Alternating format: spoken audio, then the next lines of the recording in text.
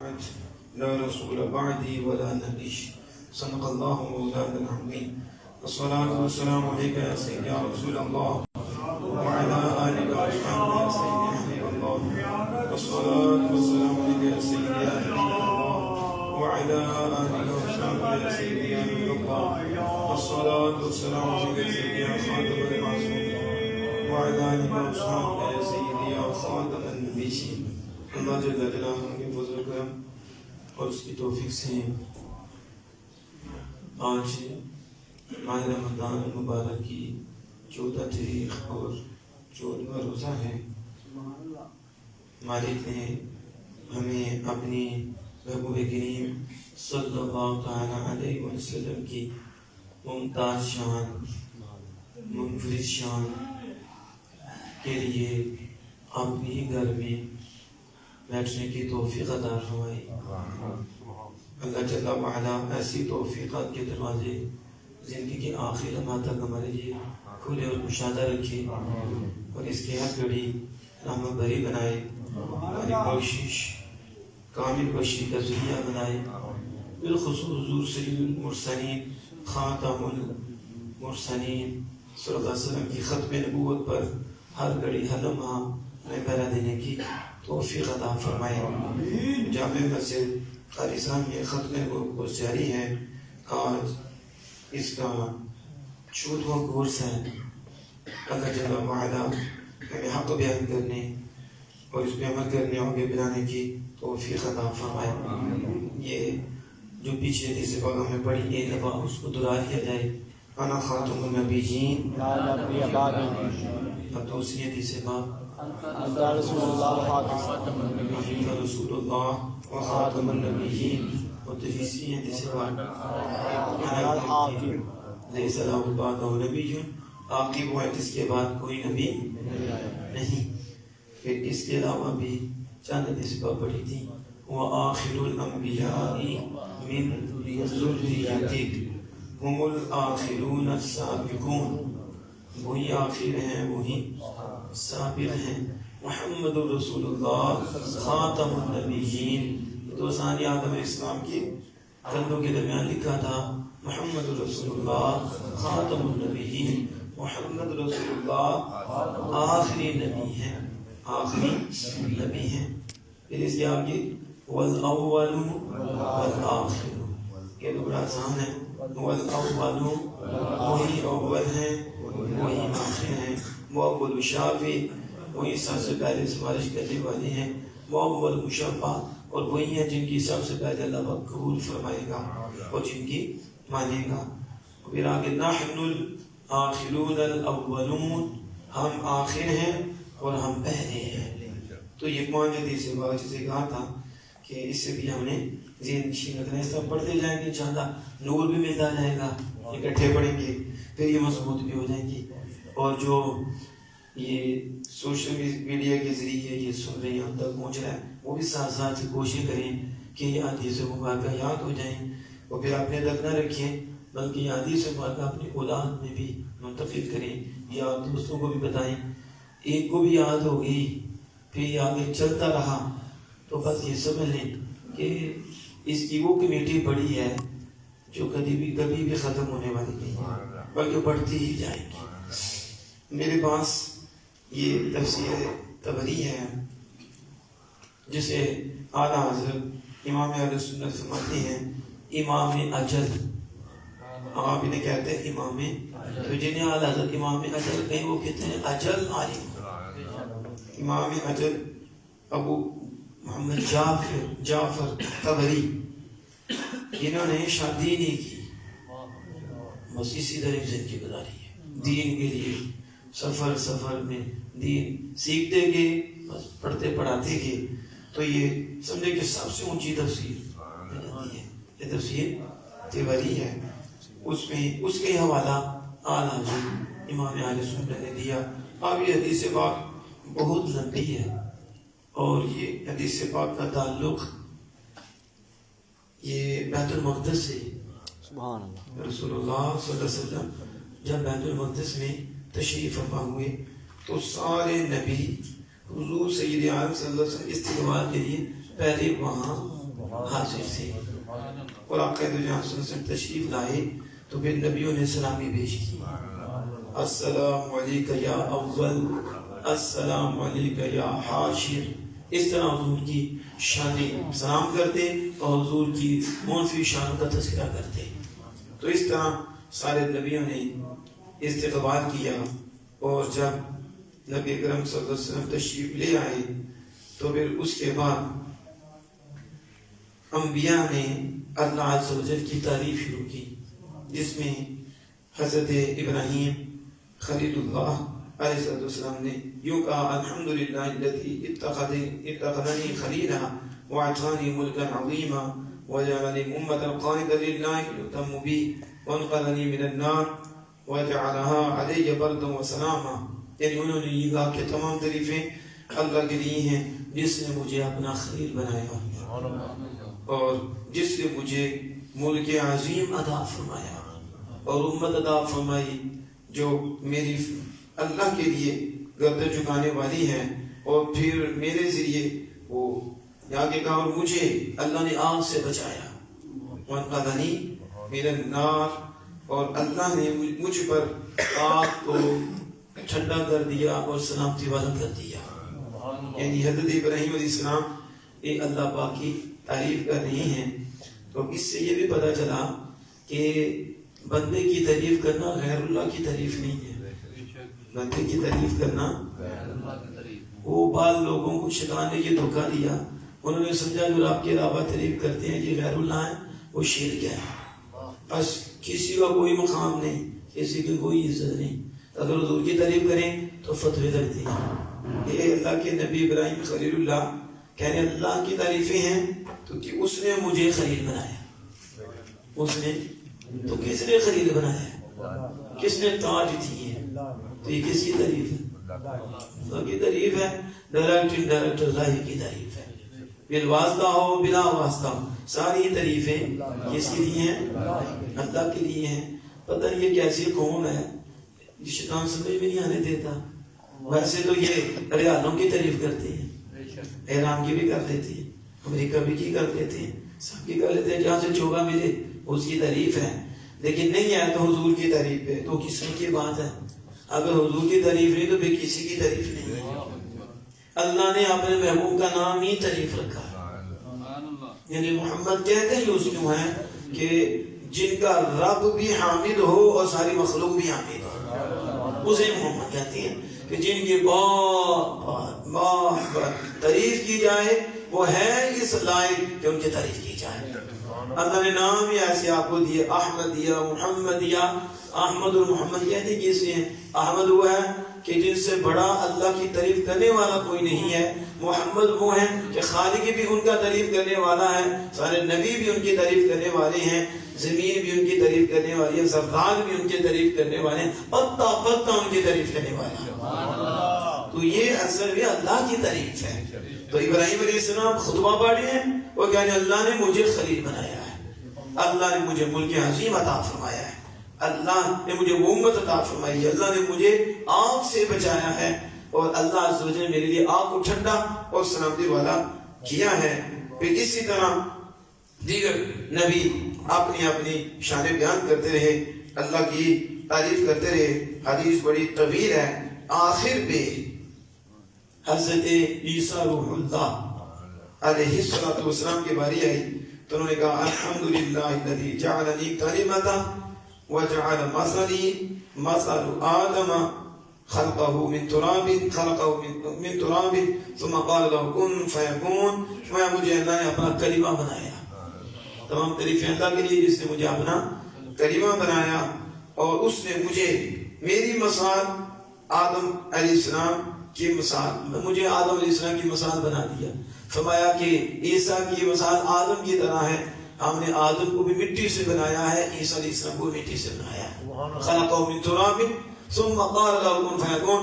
پھر ہم نے اسے فرمایا ہو جا، ہو گیا، ہو جا تو پھر وہ ہو جاتا ہے. تو یہ عیسیٰ علیہ السلام اپنی شان بیان کرے گا. وعلمنی الکتاب والحکمہ، اس نے مجھے کتاب اور حکمت والتوراۃ والانجیل اور تورات اور انجیل سکھائی. اس نے مجھے یہ شان دی کہ اخلق من الطین کہیت الطیر کہیت الطیر، کہ میں مٹی سے پرندے کی شکل کی طرح شکل بناتا ہوں، مٹی سے پرندے کی حیت کی طرح ایک حیت بناتا ہوں. یہ کہتے ہیں نبی کچھ نہیں کر سکتے، یہ کہتے ہیں حضور کچھ نہیں کر سکتے. یعنی کلمہ پڑھ کر منبر پہ بیٹھ کے کہتے ہیں جس کا نام محمد علی ہو وہ کچھ بھی نہیں کر سکتا. آج بھی بھونک رہے ہیں، صرف کتابوں میں نہیں لکھا ہوگا، آج نیٹ تو سامنے ہے، بچے کے ہاتھ میں موبائل ہے، دیکھ رہے ہیں وہی بکواس کر رہے ہیں، وہی یہ کچھ نہیں کر سکتے. اور عیسیٰ علیہ السلام کہتے ہیں کہ اللہ نے مجھے یہ شان دی ہے میں پرندہ بناتا ہوں. کچھ نہیں کر سکتے، نبی پرندہ بھی بناتی ہے. اپنی بات کرو تم کچھ نہیں کر سکتے تو واقعی تمہاری اوقات ہے کیا؟ یہ تو وہ ہیں کہ جن کے ہاتھ میں اللہ کا نور ہوتا ہے، اور یہ پکی بات ہے اللہ کی اذن کے بغیر کچھ نہیں، اللہ کا اذن نہیں ہوتا. دھوکہ دیتے ہیں لوگوں کو، کس بات کا دھوکہ دیتے ہیں؟ اذن ربی. کیا دھوکہ ہے؟ اس لیے میں جو آپ کو پوائنٹ بتاتا ہوں نا یہ مضبوط کیا کرو، پھر بعد میں بندہ پچھتاتا ہے، جب وہ پوچھتے ہیں پھر پریشان ہو جاتے ہیں جواب کیا دیں. تو پتہ کیا تیر چلائیں گے، مانیں گے لیکن کہیں گے اذن ربی. تو اسے پوچھو کوئی ایسا کام بتاؤ تو اذن ربی کے بغیر بھی ہو. اللہ کے اذن کے بغیر پتہ بھی نہیں سکتا، یہ سکتا. یہ دھوکہ دیتے ہیں نبی کی شان کا انکار کرنے کے لیے. یہ کہہ دیں کہ اذن ربی، کہا نعوذ باللہ کیا ہم نے کوئی خدا سمجھا ظالم کہ کوئی اور خدا ہے کہ اللہ کے بغیر ہی وہ کام کرتا ہے؟ ایک ہی ہمارا خدا ہے جو آمنہ کے لال کا ہے، اور اسی خدا کے ارادے سے ہوتا ہے. آگے اس نے بندے رکھے اپنے جن کے ذریعے کرتا ہے اور پھر ان کی شانیں واضح کرتا ہے.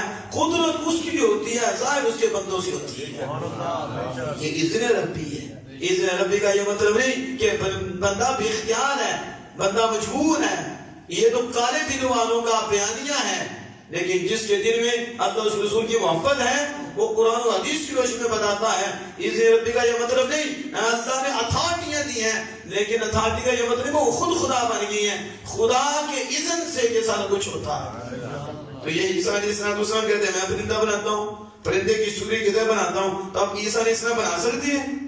تو اللہ نے ان کو اختیار دیا ہے، وہ بناتا ہوں. قرآن پاک میں بھی موجود ہے، یہاں حدیث پاک ہے، اور کہتے ہیں فَأَنفُخُ فِيهِ. کیا بات ہے! صرف یہ نہیں، اللہ پاک آرڈر فرماتا سب کچھ ہو جاتا ہے. لیکن عیسیٰ علیہ السلام کے ذریعے بتا رہا ہے کہ میرے بندوں کی شان دیکھو، میں نے دی ہے کہ وہ پرندے کی طرح بناتے ہیں، پھونک مارتے ہیں. آج لوگوں کو پھونک پہ بھی مسئلہ ہے، تو تمہاری پھونکوں میں کچھ بھی نہیں تھا، تم اپنے پر رو. ہمارے تو وہ ہیں کہ ان کی پھونک میں نور خدا ہوتا ہے، خدا کا جلوہ ہوتا ہے، اس لیے تو ٹھنڈک بڑھ جاتی ہے، اس لیے تو بندہ سیدھا ہو جاتا ہے. لیکن تمہاری سے تو آگے بھی جاتی ہے. میں بات بتاؤں اس پہ، وہ بچڑا تھا کہ جس کے منہ میں جبریل علیہ السلام کی گھوڑی کی ٹانپ کی مٹی ڈالی تھی سامنے جادوگر نے، تو بچڑا بولنے لگ گیا تھا. بچے میں روح پڑ گئی تھی. بچے میں روح ہوتی ہے. کون سا بچڑا؟ سونے کا بنایا تھا اس سامنے جادوگر نے. یہ بچڑا نہیں، اس میں اصلاً روح نہیں، سونا یہ چیزیں مادی چیزیں، تو یہ روح زندگی. لیکن جب مٹی ڈالی، اب قرآن پڑھ کے دیکھیں، اس کی تصویر پڑھ کے دیکھیں کہ جب اس سامنے جادوگر نے مٹی ڈالی نا تو وہ بچڑا میں جان پڑ گئی. فَيَسِيرُ رُوحُ اللَّهِ، اس کے لیے روح ہو جاتی ہے. فَصَارَ رُوحُ اللَّهِ، اس کے لیے روح ہو گئی. جبکہ لا روح ہے، اس کی کوئی روح نہیں، لیکن جب مٹی ڈالی تو اس میں روح پڑ گئی، اس میں جان بڑھ گئی. وہ بولنے لگا. اس لیے تو وہ موسیٰ کلیم اللہ کے جو ماننے والے تھے کہ آپ دور پہ گئے تھے، وہ کافر ہو گئے. انہوں نے اس یہ جو بچڑا تھا اس کو پوجنا شروع کر دیا. بچڑا جو بول پڑا تو وہ پاگل ہو گئے اور وہ کافر ہو گئے. تو بچڑا بول رہا ہے تو مٹی کس کی تھی؟ جبریل علیہ السلام کی گھوڑی کی ٹانپ کی مٹی تھی. تو جب وہ ماری تو بچڑا بولنے لگا. بچڑا بولا کہ پتہ نہیں کون سی نسل ہے، یہ تو حضور کی برکت نہیں مانتے. یہ سعودی عرب میں جو انہوں نے مٹا دی ہیں حضور کی برکتیں، لیکن تم نے کیا سمجھا کہ زمین سے مٹا دیں گے تو برکت ختم ہو جائے گی. دے لگی اندو، زمین تو تم نے مٹا دی، ہواؤں میں کون مٹائے گا؟ اسی طرح برکتیں آج بھی اسی طرح کرم برس رہی ہیں. لیکن اہل دل دیکھتے ہیں، انہیں نظر آتا ہے. تو زمین مٹانے سے یہ مطلب نہیں کہ فضا اور ہوا سے برکت ختم ہو جاتی ہے. جو بھی جاتا ہے اللہ والا جاتا ہے، اسے پوچھو وہ وہی ہوائیں وہی فضائیں محسوس کرتا ہے. بولتے تھے لوگ ایسے ہی ہیں. تو مٹی ڈالی تو وہ بولنے لگا. اب مجھے بتاؤ جب وہ بولا ہے تو پھر تو بندے کو اور مضبوط ہونا چاہیے تھا. مٹی برکت والی گئی اور جان بڑھ گئی تو پھر لوگ گمراہ کیوں ہوئے؟ لوگ یہ پھونک پہ بات آئی ہے تو پھونک پہ سمجھو. پھونک ماری تو وہ پرندہ بن کے اڑنے لگا. وہ مٹی ڈالی اس میں جان بڑھ گئی. وہ بولنے لگا گمراہ کیوں ہوئے؟ تو اس کو پھر میں نے پڑھا. مفتی احمد یار نعیمی علیہ رحمت الرحمان نے اس کو کھولا. آپ نے کہا مٹی تو برکت والی تھی لیکن اب جب کہ اس کا تعلق کس سے ہوا؟ بچڑے سے ہوا. تو اب آواز بچڑے سے نکلی ہے. کس سے؟ تو نور کا تعلق ختم ہو گیا. قرآن نور ہے لیکن جب کسی کافر مرتد بے ادب کے دل میں جاتا تو اللہ نور صرف کر دیتا, نور نہیں جانے دیتا. تو جب وہ بولتا تو بندہ گمراہ ہو جاتا ہے. حالانکہ پڑھتا قرآن ہے لیکن قرآن اس سے ہو کر آیا تو نور کا تعلق ختم ہو گیا. جیسے بچڑا مٹی پڑی, اب آواز بچڑے سے آ رہی تھی تو بچڑے سے جو آواز ہے بندے گمراہ ہو گئے.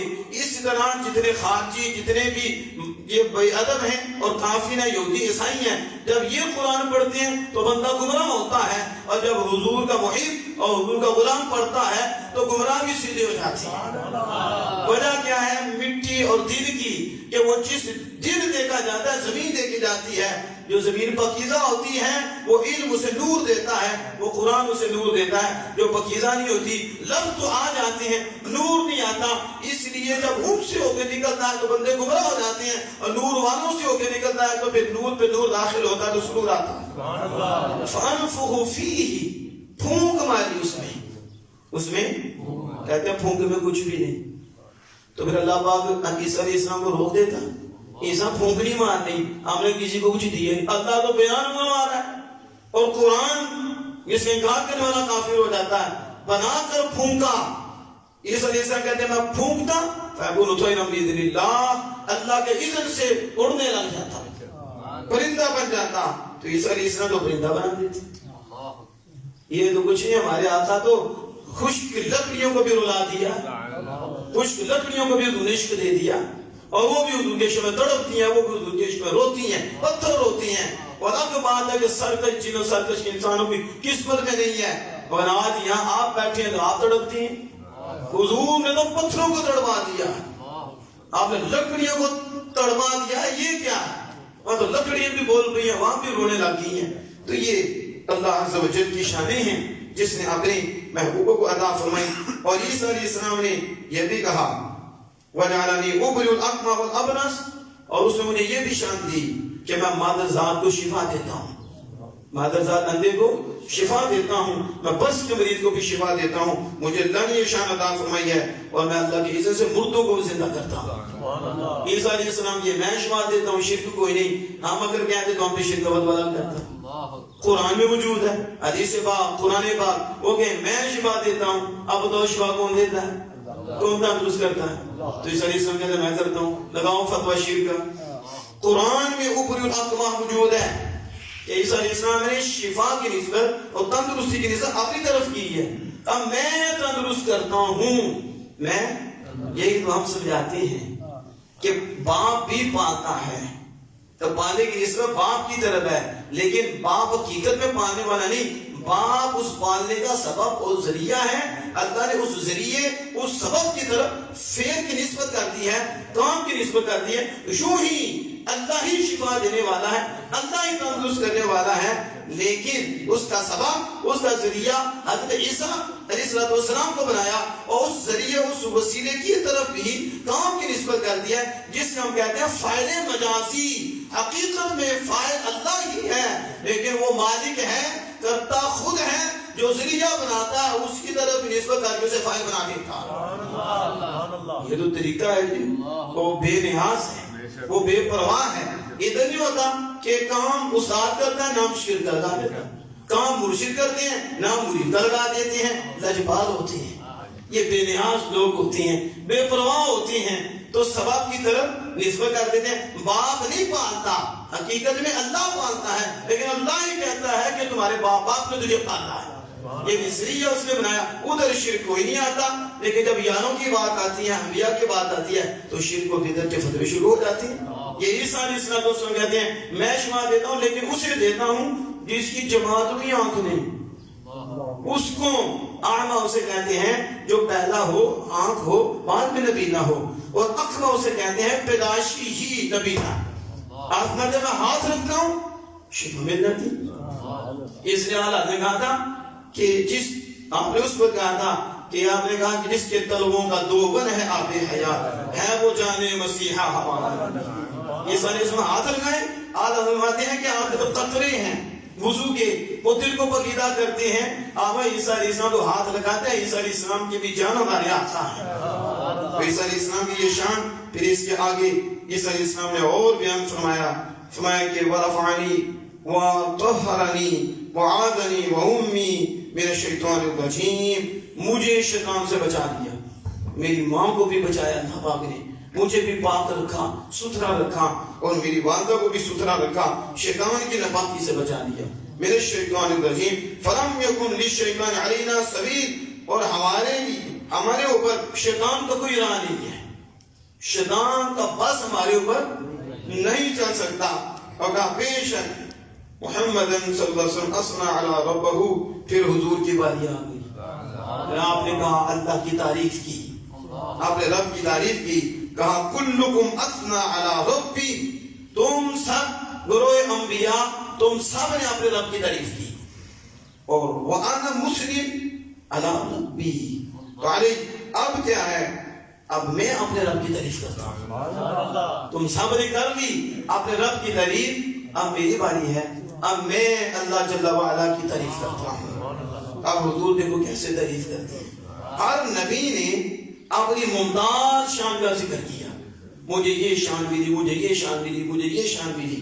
اب حضور سید عالم صلی اللہ علیہ وسلم اللہ جل وعلا کی شان بیان کرتے ہیں. اور آپ جو اللہ نے آپ کو شانیں دی تو کس انداز سے کہا الحمدللہ الذی ارسلنی رحمتا للعالمین وکافۃ للناس بشیرا ونذیرا وانزل علی القرآن فیہ تبیان کل شیء وجعل امتی خیر امت اخرجت للناس وجعل امتی امتا وسطا وجعل امتی هم الاولین وهم الاخرین وشرح لي صدري ووضع عني وزري ورفع لي ذكري وجعلني فاتحا وخاتما. یہ حضور کا خطبہ ہے. آپ دیکھو حضور نے جو اپنی ممتاز شان بیان کی. آپ دیکھا تمام تعریفیں اللہ کے لیے جس نے مجھے ہر جہان کے لیے رحمت بنا کے بھیجا. یہ میں نے کہا تھا وما ارسلناک الا رحمۃ للعالمین, یہ کبھی نہیں بھولنی. اب حضور نے پہلا تعارف جو اللہ نے حضور کو ممتاز شان عطا فرمایا تمام تعریفیں اللہ کے لیے جس نے مجھے تمام جہانوں کے لیے. اور کنز العلماء مفکر اسلام ڈاکٹر محمد اشرف آصف جلالی صاحب, آپ نے اس کی شرح کی اور کمال کی. ظاہر ہے ڈاکٹر ہوئے, اسپیشلسٹ ہوئے, تو ایسے اسپیشلسٹ ہیں کہ آپریشن بھی ٹھیک کرتے ہیں, اچھی طرح کرتے ہیں. پھر جب حدیث کی وضاحت کرتے ہیں تو دل باغ باغ کرتا ہے. اور عربی پڑھتے ہیں ایسا لگتا ہے کہ آپ عربی دان ہیں. اللہ نے اتنا آپ کو نوازا ہے, لیکن اس کو آپ نے کھولا. ظاہر عاشق ہی کھول سکتے ہیں, اور پھر علماء ہی کھول سکتے ہیں, پھر علماء کے راہبر کھول سکتے ہیں. تو آپ نے اس کو کھولا کہ رحمت للعالمین. حضور نے یہ ممتاز شان بیان کی ہے. پیچھے نبیوں نے اپنی اپنی شانیں بیان کی ہیں, لیکن حضور نے سب سے پہلے جو شان بیان کی ہے اس میں راز کیا ہے. کا راز یہ ہے کہ گویا کہ حضور یہ انبیاء کو فرمانے ہیں یا گروہ انبیاء جو کچھ تمہیں بیان کیا بالکل بجا ہے. تمہیں یہ بھی شان ملی, یہ بھی شان ملی, یہ بھی شان ملی, یہ بھی شان ملی. اور داؤد علیہ السلام کے ہاتھ میں لوہا نرم ہو جاتا, یہ شان عطا فرمائی. لیکن مجھے یہ بتاؤ تو صحیح کیا جہان سے باہر بھی نہیں ہے؟ تمہیں سے کوئی ایک جہان سے باہر ہے؟ کسی کو جہان سے باہر ملی ہے؟ تو تمہیں جو بھی ملا جہاں میں ملا, عالم میں ملا. میں وہ ہوں جسے خدا نے ہر عالم کے لیے رحمت بنایا ہے. مطلب کیا ہے؟ اے گروہ انبیاء جتنی بھی تم نے شانیں بیان کی ہیں وہ شانیں میری ساری رحمت سے ہیں. زندہ باد, زندہ باد, زندہ باد, زندہ باد. ہمارے علماء نے ایسے شعر ہی لکھے، میں گوئیوں کی بات نہیں کرتا، یا خیال میں جو ہے لکھ دیا شریعت کے خلاف، کوئی ادھر کے خلاف، حاکم جیسے ان کی باتیں نہیں کرتے، ہم پیر میر علی شاہ صاحب کی بات کرتے ہیں، ہمارا حضرت کی مرتبت کی بات کرتی ہیں، جنہوں نے قرآن و حدیث کی روشنی میں شعر لکھے ہیں۔ تو یہ پیر صاحب کا شعر ہے، اور ایسے صورت میں جان آکھاں، ایسے صورت میں جان آکھاں کی، یہ کون کہہ رہی ہے؟ پیر میر علی شاہ صاحب۔ آپ کہتے ہیں اے صورت میں جان آکھاں کی، جانے جہان آکھاں، سچ آکھاں تے میں رب دی شان آکھاں، جس دی شان تو شانہ سب بڑی ہے۔ یہ ایسے نہیں ہے باتیں کہ صرف محبت ہے اور جذبات ہیں تو بس جذبات میں آگے محبت میں آگے کہہ دیا ہے، محبت بھی ہے، قرآن بھی ہے، حدیث بھی ہے۔ رحمت للعالمین، ہر عالم پر حضور کی رحمت ہے، تو کون ہے جو رحمت مصطفیٰ کے بغیر ہے؟ ہر ایک کو حضور کی رحمت ملی ہے۔ اس نے میرے امام نے یہ بھی کہا، لا ورب العرش، جس کو جو ملا ان سے ملا، بڑھتی ہے کونین میں نعمت رسول اللہ کی۔ یہ حضور کی رحمت ہے، جس کو بھی جو ملا ہے اسی رحمت سے ملا ہے، اور مل رہا ہے تو اسی رحمت سے، اور ملے گا بھی اسی رحمت سے۔ یہ رحمت للعالمین ہے۔ تو اب آپ سمجھیں کہ حضور ممتاز، ارشان ہی حضور کی ممتاز ہے۔ اور آگے پھر نبی اکرم صلی اللہ علیہ وسلم، یہ بھی شان جو میں نے پیچھے جس قرآن پاک کی آیت کوٹ کی تھی، وَقَافَةً لِلنَّاسِ بَشِيرًا وَنَذِيرًا، یہ ممتاز شان ہے، کسی نبی کو سب لوگوں کے لیے اللہ نے رسول نبی بنا کر نہیں بھیجا، اور وہ فرماتا ہے میں وہ ہوں کہ مالک نے مجھے بشیر بھی بنایا ہے، نذیر بھی بنایا ہے، ایک محلے ایک قوم کے لیے نہیں، قیامت تک ہر بندے کے لیے اللہ نے مجھے بشیر اور نذیر بنا کے بھیجا۔ وَقَافَةً لِلنَّاسِ بَشِيرًا وَنَذِيرًا، اور فرمایا اللہ نے مجھ پہ قرآن نازل فرمایا۔ کسی پہ قرآن نازل، تورات، انجیل، اور یہ کون سی افضل کلام ہے؟ قرآن مجید ہے، اور یہ کتاب ہے جس کی حفاظت اللہ نے اپنے ذمہ کرم پہ رکھی۔ وَانزَلَ الْفُرْقَانَ فِيهِ تِبْيَانُ كُلِّ شَيْءٍ، اس میں ہر شے کا روشن بیان ہے۔ اس میں قرآن حضرت عظیم مرتبہ نے اتنی موٹی کتاب لکھی، کتنی اندازے سے میں سے 23 ایسا ہوگا، اتنی موٹی، تو کتنے صفحے ہوں گے، اور اسے کوئی بڑے ہی عالم دین پڑھ سکتا ہے۔ وہ ظاہر والا تو خط اتنا اونچا، اور پھر اس میں اصول کے مطابق جو حضرت نے حضور کی شانیں بیان کی، ہر جگہ اعلیٰ حضرت حضور کو ممتاز رہتی ہے۔ جتنے بھی اعتراضات ہیں ایسے اڑاتے ہیں، اعلیٰ سے اصول سے بھی اڑاتے ہیں۔ تو آپ نے نام ہی یہ رکھا کہ اس کتاب کا، یعنی اس کتاب کا نام ہے کہ یہ کتاب جو مصون ہے، محفوظ ہے، اس میں کوئی ایسا مسئلہ نہیں، اس کے الفاظ بھی کلیئر ہیں، یہ تو قطعی ہے۔ تو یہ کتاب وہ ہے جس میں ہر شے کا روشن بیان ہے۔ یا اللہ نے کتاب لکھی کہ حضور کو اللہ نے قیامت تک کی ہر شے کا علم دیا، اس میں پھر آپ نے دلائل کے انبار لگائے۔ آیت یہی ہے، وَنَزَّلْنَا عَلَيْكَ الْكِتَابَ تِبْيَانًا لِكُلِّ شَيْءٍ، ہم نے آپ پر قرآن اتارا ہے جس میں ہر شے کو روشن بیان ہے، ہر شے کا۔ اور حضور نے بھی یہاں اپنی ممتاز شان بیان کی کہ اللہ نے مجھ پہ فرقان نازل فرمایا جس میں ہر شے کا روشن بیان ہے۔ اب یہاں میں چاہتا ہوں کہ ایک دو بات کرتے ہی آگے چلوں، اور اسی پہ آج ختم کر دیتے ہیں، ٹائم ہی قریب ہے، ایک ایک سے بات تھوڑی تھوڑی چلا رہے تھے ہم۔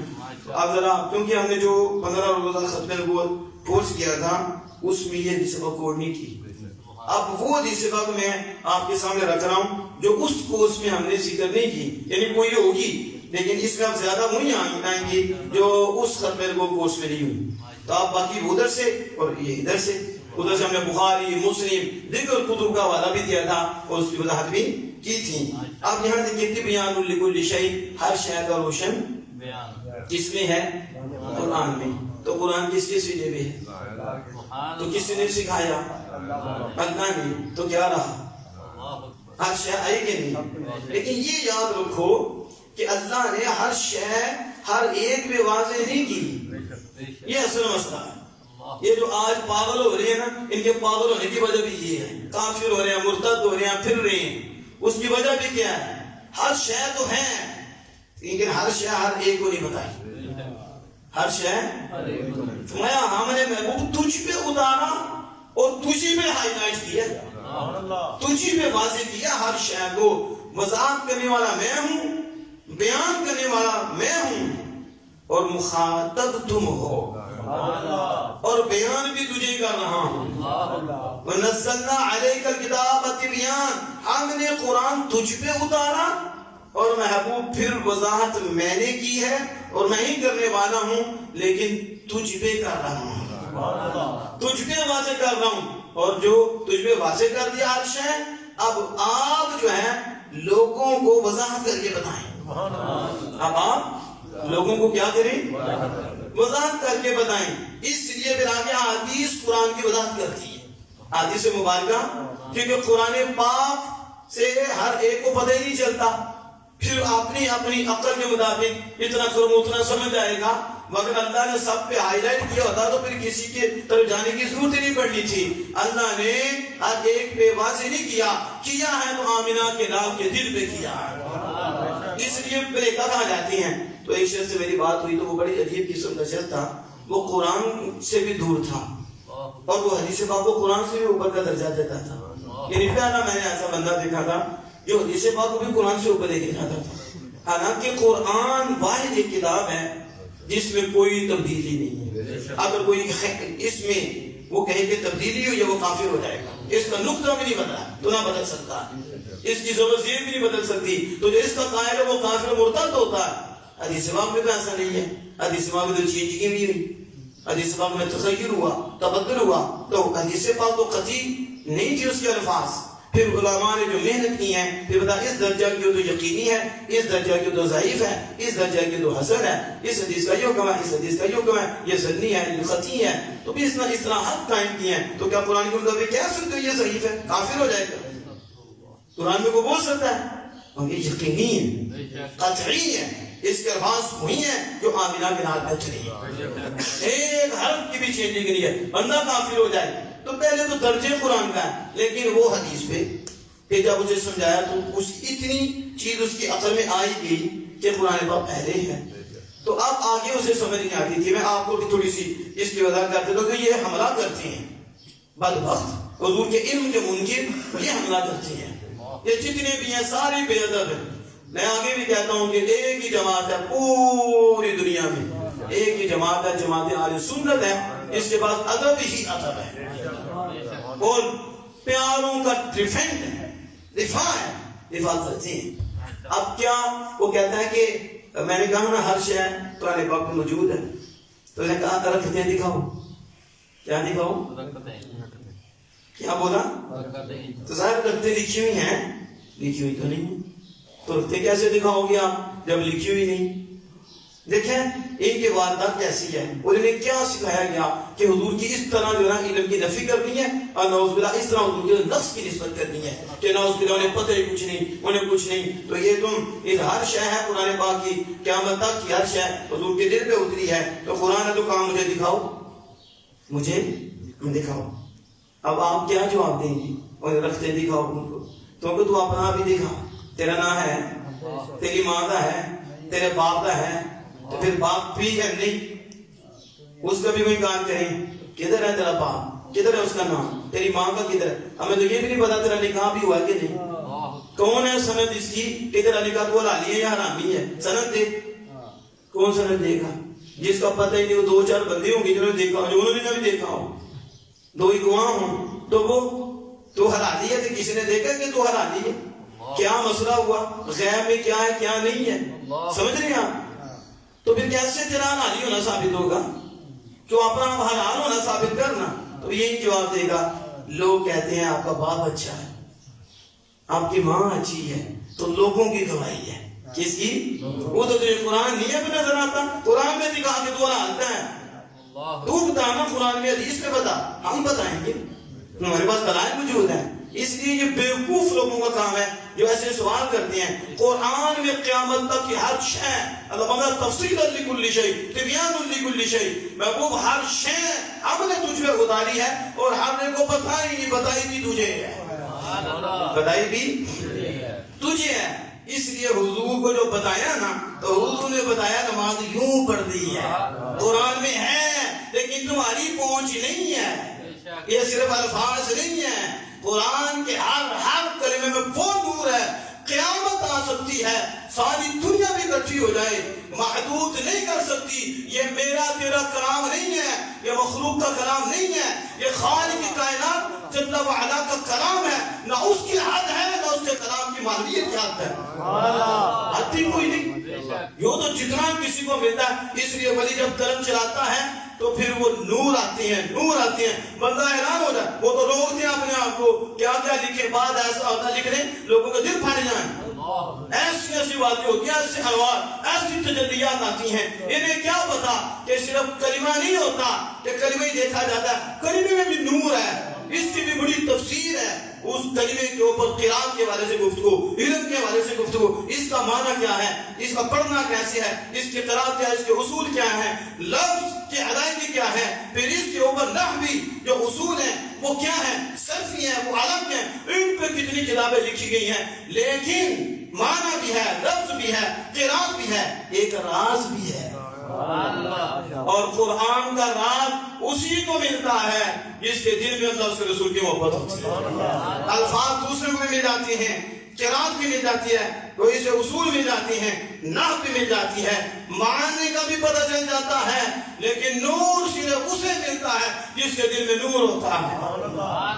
تو یہ جو میں بات کر رہا تھا کہ ہر شے موجود ہے، واضح نہیں ہے، تو واضح حضور نے کیا، جتنا آپ کو منظور تھا آپ نے کیا۔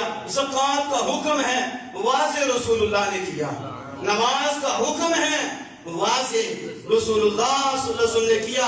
اس کے علاوہ اللہ بمدہ میرے محبوب کی شان یہ ہے، یہ گندی چیزوں کو حرام کرتے ہیں، پاکیزہ چیزوں کو حرام کرتے ہیں۔ قرآن اصول دیتا ہے، آمنہ کے لال اس کی وضاحت کرتی ہے، اسے واضح کرتے ہیں۔ اس لیے ہر شے قرآن میں موجود ہے، لیکن تمہیں مجھے نہیں بتایا، سب کو نہیں بتایا، بتایا ہے تو آمنہ کے لال کو بتایا ہے، اور جتنا منظور تھا اتنا حضور نے بھی بتا دیا ہے، پھر امت پہ چھوڑا ہے، توجہ کرتے رہتے ہیں، پھر امت لکھ دی جاتی ہے۔ ہزاروں لاکھوں کروڑوں تفسیریں ہوگی قرآن کی، اب بھی کوئی لکھتا ہے تو نہیں لکھتا، اب بھی لکھتا نہیں لکھتا، اور لکھتا ہی رہے گا۔ قیامت آ جائے گی پھر بھی کہیں گے کچھ بھی نہیں لکھا، کیونکہ یہ دنیا دار کا کلام نہیں، یہ خالق دنیا کا کلام ہے۔ اور سمجھئے تبیان لکل شیء، ہر شے موجود ہے۔ اچھا وہ مجھے کہتا ہے یہ دکھاؤ، اچھا میں نے اسے سمجھایا تو وہ بیوقوف الجھ پڑا۔ وہ کیا ہوا؟ الجھ پڑا۔ تو کہتا ہے حدیث پاک کی طرف جا رہی ہوں۔ میں نے کہا بیوقوف، جو چیز موجود ہے اس کی تفسیر کیا ہوتی ہے، اس کی وضاحت کیا ہوتی ہے، اور وضاحت اس کی ہو جو موجود ہے۔ تم حدیث پاک کی طرف تو حدیث پاک تو وضاحت ہے، حدیث پاک تو وضاحت کرتی ہے، واضح کرتی ہے کہ اس کا یہ مطلب ہے، اور اس کے اندر یہ دریا ہے۔